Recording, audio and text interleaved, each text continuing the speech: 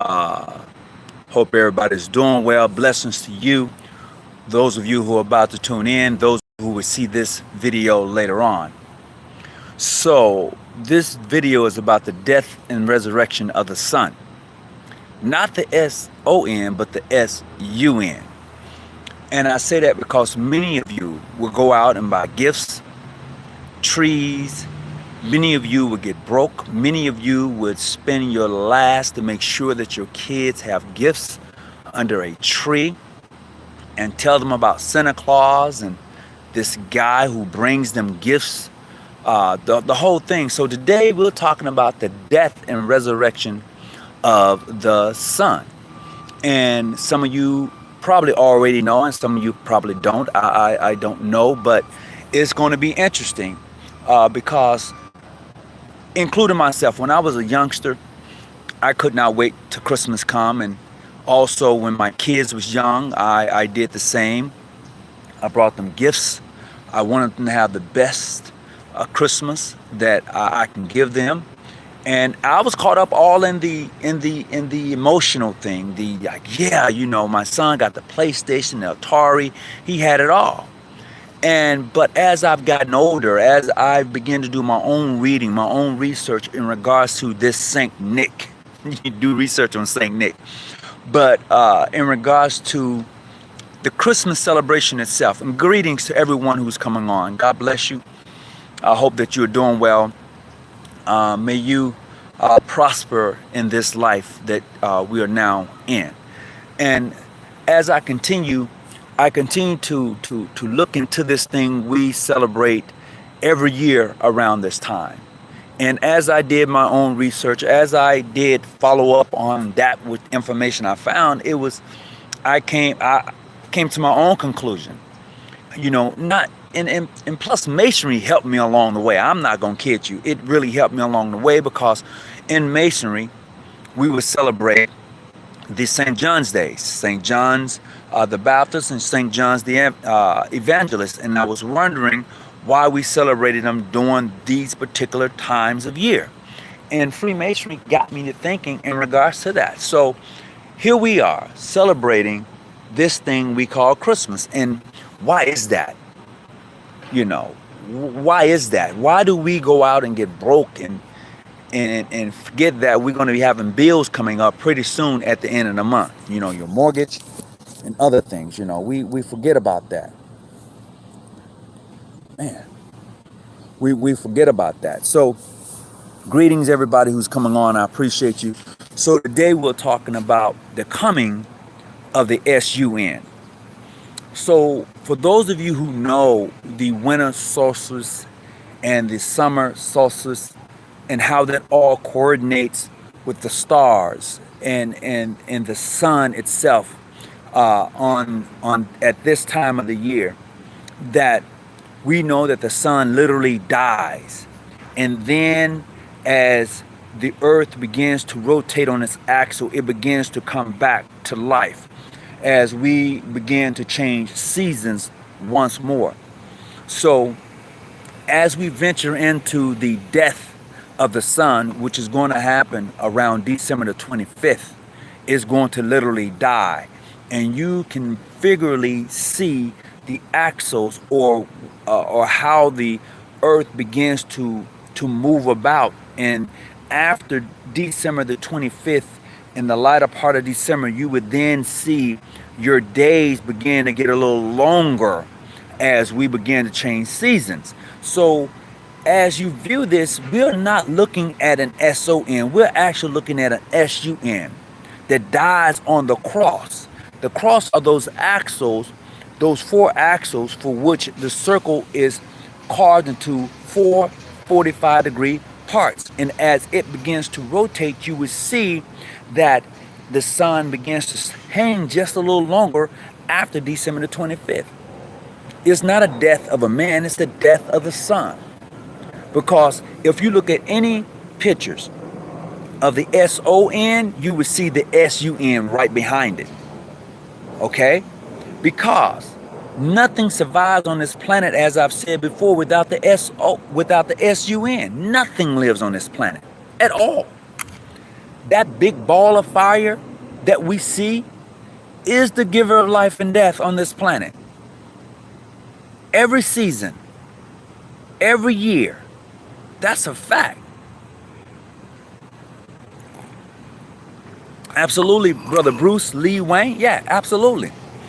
And that's the thing that we're going to have to start informing our loved ones. Why are you all caught up on this particular day? I'm not saying that I was not one of them at one time. I'm saying I was definitely one of them at one time. The wife would go out and buy gifts, wrap them, put them up under the tree, and I would bust my ass trying to make sure everything was paid for. I did that. And as I got older, I was like, I ain't doing this no more. I mean, the kids were still pretty small, but I was like, I ain't doing this no more. Because I learned that this thing we call Christmas has nothing to do with the S-O-N. It has everything to do with the S-U-N, you know? And when learning these things, we're supposed to change. Life and death is in the power of the... Absolutely. But once you begin to figure this out, you're supposed to change, okay? That's when the revolution takes place. You know, that's going to be my next video too. The revolution won't be televised. And people often wonder, how does the revolution happen? The revolution happens up here. And when it happens here, it can't be televised. Because you are the revolution that is beginning to happen. This is why it's very important, brothers of the craft and sisters of the order, to understand this thing for which you are part of. It's full of symbols and allegories. And it gets deep. And so when you begin to see that this thing that is called the Bible is based upon sun worship, it's a wrap. It's based upon sun worship. It's a wrap. And that's true. Because even when you go back and you read the stories about the crucifixion itself, and that Christ was supposed to have been killed between two thieves. See, he was the center, and then you have the left hemisphere, and you have the right hemisphere. And there the Christ is in the center of that. And what do you find in the center of your brain? What do you find there? And then you'll find the Christ man. There you will find the Christ man. I'm just saying, this thing gets deep. But most of us are too afraid to even go and track it. You know, we are. Most of us are just too afraid to go track it. First of all, for those of you who are on, I just want to say greetings to everybody. The Federal Lodge of Lux, greetings. Glad to have you on. Leslie D. White. Did I say that right? I apologize if I jacked that up. What's going on, John? I appreciate it. So, brother, okay. So as we begin to look at this thing for what it is, this Freemasonry thing, please look at it and indulge yourself in it, because the secrets of Masonry that we call the secrets of Masonry are right before your very eyes. And you may be wondering, well, Brother Hawkins, Brother Tony, what are you talking about? The secrets of Masonry. Man, this thing is full of illusions and things that you think that you thought you knew. Once you indulge yourself, it all flips. It all changes. You know, the average person doesn't see things the way a Mason who's indulged himself in a degree work see things. He doesn't see those things.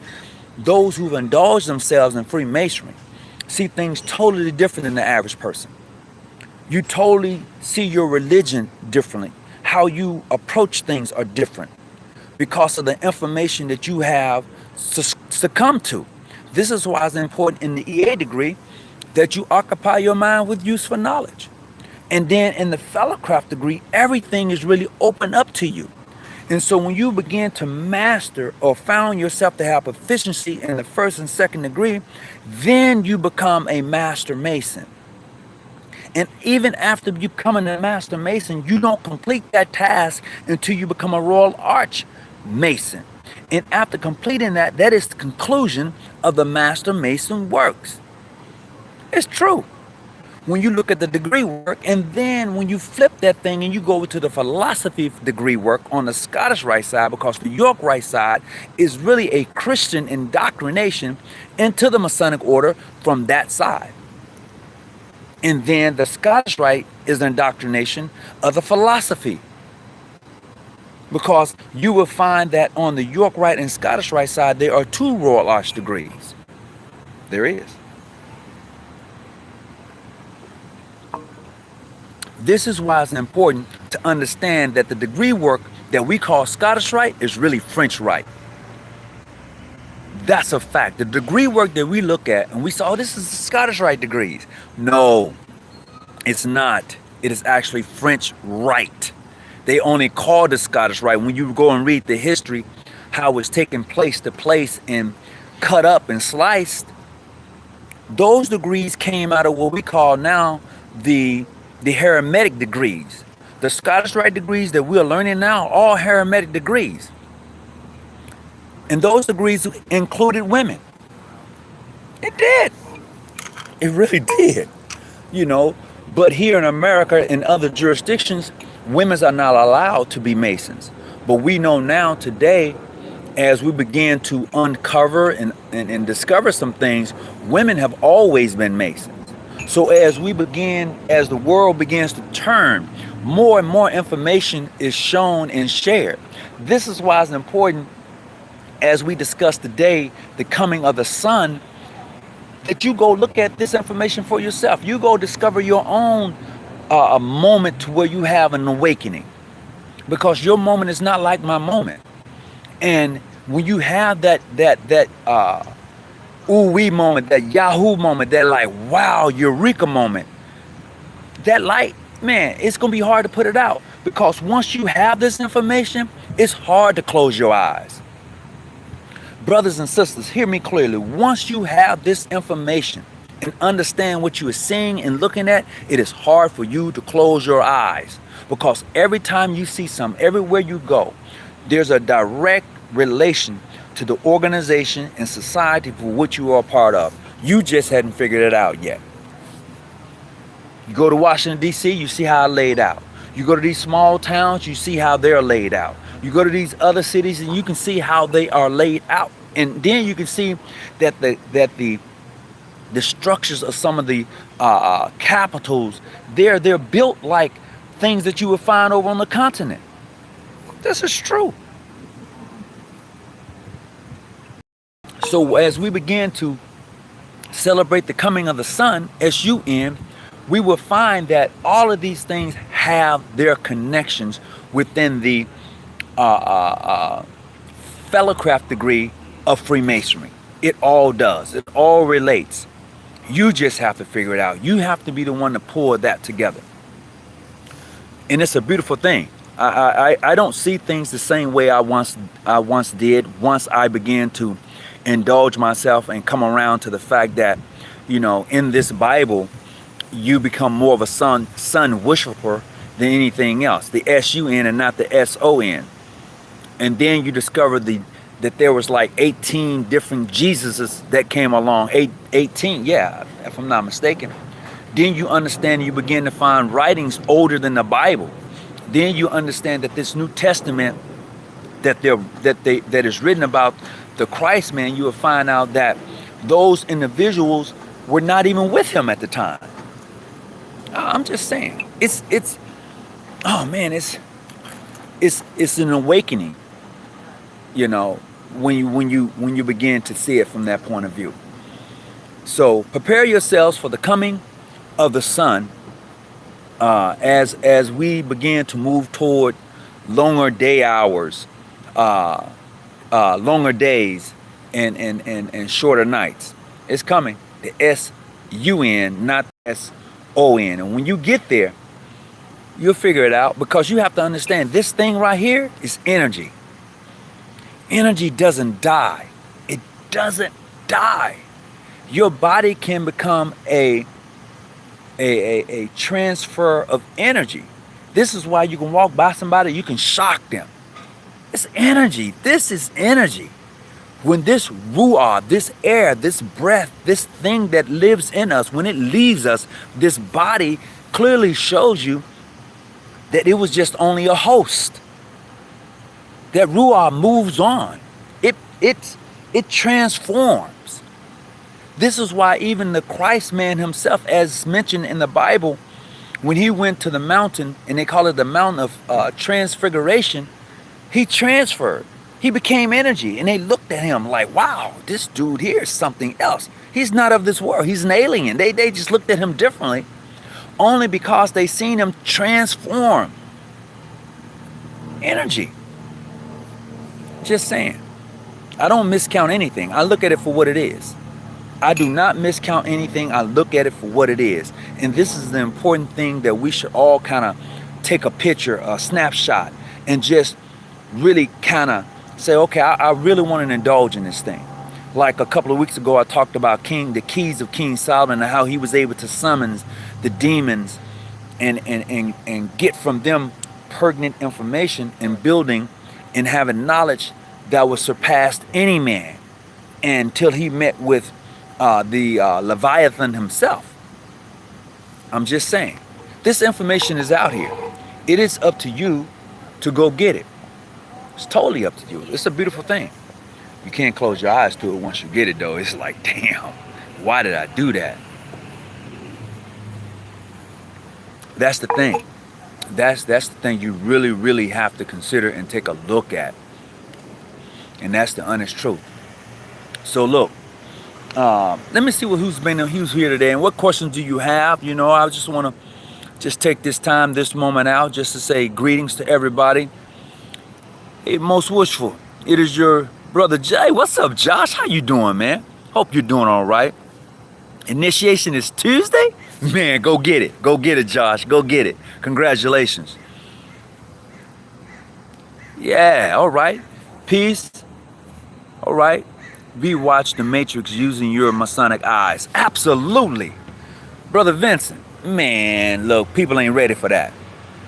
People are not ready for that. I'll tell you what, I just got through watching a movie called The Harder They Fall. Great black Western.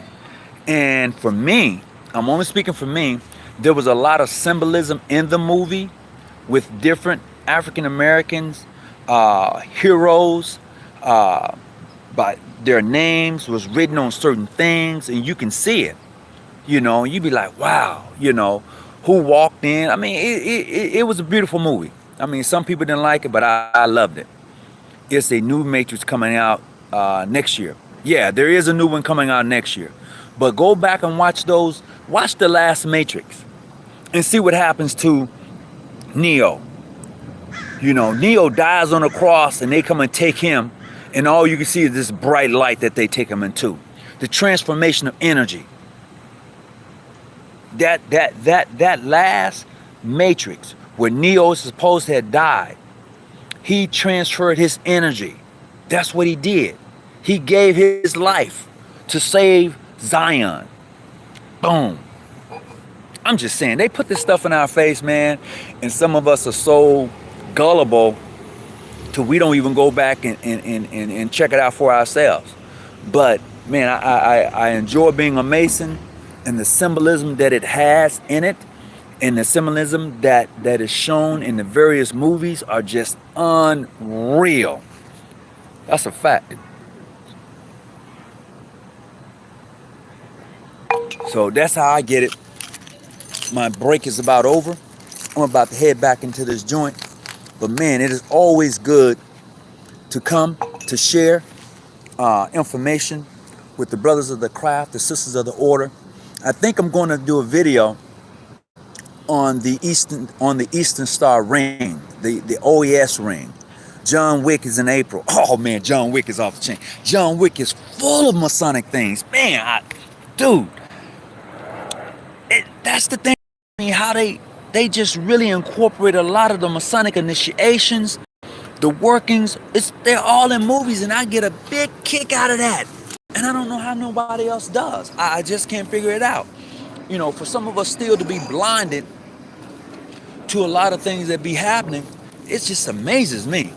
Yeah, I mean, that's just me. It just, really just look at that sun. Look at that. Oh, the coming of the sun. The coming of the sun. That's a beautiful thing. The giver of life and death is coming. So prepare yourselves for that great occasion that'll be happening December the 25th, the death and resurrection of the Son. And let's not forget, let's have some common sense. You know as well as I know, in the winter, in that time of year, over on the continent, man, who's going to be outside in a manger? Man, you will freeze to death. You would die in that type of weather over there, this time of year being outdoors. That's the, man, please, go read this stuff. It is totally amazing. Go check it out for yourselves. You'll have the aha moment. Yes, you will. You will have it. And once you get it, you can't close your eyes to it. That's the thing. Once you have this knowledge, this understanding, you can't close your eyes to it. You see things differently. You know? That's the truth. So look, everyone have a great day. I thank you for coming on. I appreciate it. Peace. Be well. I'll talk to you later. I'm out.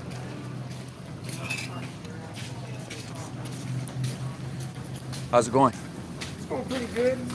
Good.